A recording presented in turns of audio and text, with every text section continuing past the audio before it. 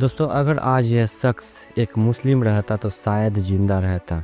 यह बात है 22 अप्रैल 2025 की, जब कश्मीर में 2:30 से 3 बज रहे थे। तब आतंकवादियों ने लगभग 28 लोगों को मार दिया। ना उसका जाति पूछा गया और ना उसका राज्य पूछा गया और ना ही उसका भाषा पूछा गया। पूछा गया तो सिर्फ एक ही चीज़, क्या तुम हिंदू हो? क्या तुम हिंदू हो?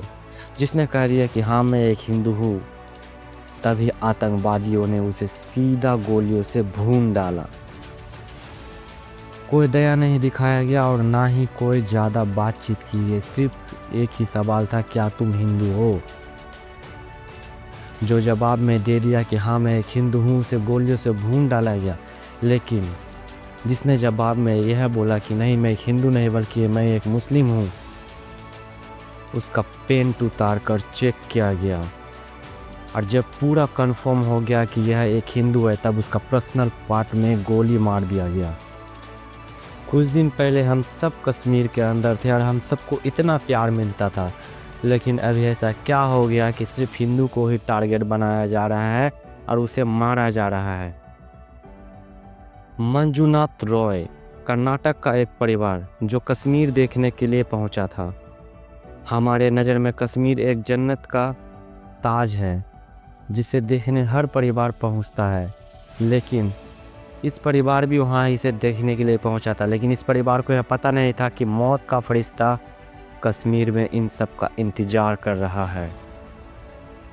उसी समय आतंकवादियों ने आया और उन सब से सिर्फ एक ही सवाल पूछने लगा कि क्या तुम एक हिंदू हो? क्या तुम एक हिंदू हो? जब सवाल में मिल गया कि हाँ मैं एक हिंदू हूँ, तभी उन लोगों को गोलियों से भून डाला गया।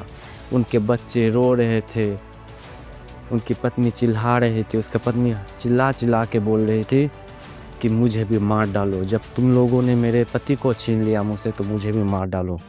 लेकिन आतंकवादियों ने सिर्फ एक ही बात कहा कि नहीं मैं तुझे नहीं मारूंगा, जाके तू अपना मोदी को कह दे।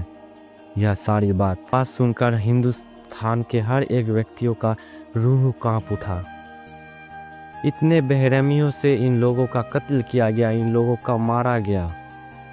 वहाँ पे सिर्फ भारत के लोग नहीं थे, बल्कि वहाँ पर इजराइल और इटली का भी 2 पर्यटक शामिल थे जिसे मार दिया गया। सूचना मोदी के पास पहुँचा तो मोदी ने तुरंत हमारे देश के गृह मंत्री अमित शाह को फ़ोन किया और बोला कि जाओ और जाके देखो कि क्या चल रहा है। अमित शाह तभी कश्मीर के लिए रवाना हो गए। इस बीच में 24 से ज़्यादा व्यक्ति घायल हो गए जिसे हेलीकॉप्टर से लाया गया। दोस्तों, आज मैं एक बात हमारे देश की प्रधानमंत्री और गृह मंत्री से कहना चाहता हूँ। यह लोग दावा करते हैं कि हम लोग एक सेफ जोन में हैं, लेकिन फिर भी हमारे धर्म के लोगों पे आँच उठ रहा है, हमारे धर्म के लोगों को मारा जा रहा है। जब बीजेपी के सरकार होते हुए भी हम लोगों पर इतना अत्याचार हो रहा है, तो वह दिन दूर नहीं जब कांग्रेस का सरकार आ जाए, हमारे घर में ढुक ढुक कर आतंकवादी हम लोगों को मार के चल जाएं। हमारे देश की सरकार कर क्या रही है? यह हमला पहली बार नहीं हुआ है, बल्कि इससे पहले पुलवामा में 40 जवानों को मार दिया गया था। इसके बाद हाल ही में बांग्लादेश में इतना बड़ा हादसा हो गया, फिर इतना बड़ा हादसा हो गया कश्मीर में। सरकार को इसका जवाब देना ही होगा कि हमारे देश में ऐसा क्यों हो रहा है, जो हमारे हिंदुओं को ही सिर्फ टारगेट किया जा रहा है, उसे मारा जा रहा है। क्या बीतती होगी उस परिवार पे जिसे पूरा मार दिया गया, गोलियों से भून दिया गया। पहले तो हमारे देश में ऐसा नहीं था, ना किसी से जाति पूछा गया, ना किसी से किसी का धर्म पूछा गया। सिर्फ पूछा गया तो एक ही चीज़, क्या तुम हिंदू हो? दोस्तों, इतने बेरहमी से हमारे हिंदू भाइयों को मारा गया।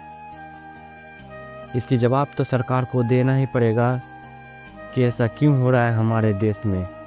कश्मीर को इतनी अच्छा बताया जा रहा है, लेकिन कश्मीर में भी इतना आतंकवादी आ चुका है, सिर्फ और सिर्फ हिंदुओं पर टारगेट कर रहा है और हिंदुओं को ही मार रहा है।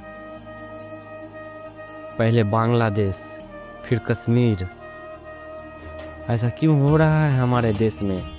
इन सब का जवाब हमारे देश के प्रधानमंत्री श्री नरेंद्र मोदी और हमारे देश के गृह मंत्री श्री अमित शाह को देना ही पड़ेगा कि उनके शासन में भी ऐसा क्यों हो रहा है जो हमारे देश के व्यक्तियों को टारगेट किया जा रहा है, मारा जा रहा है।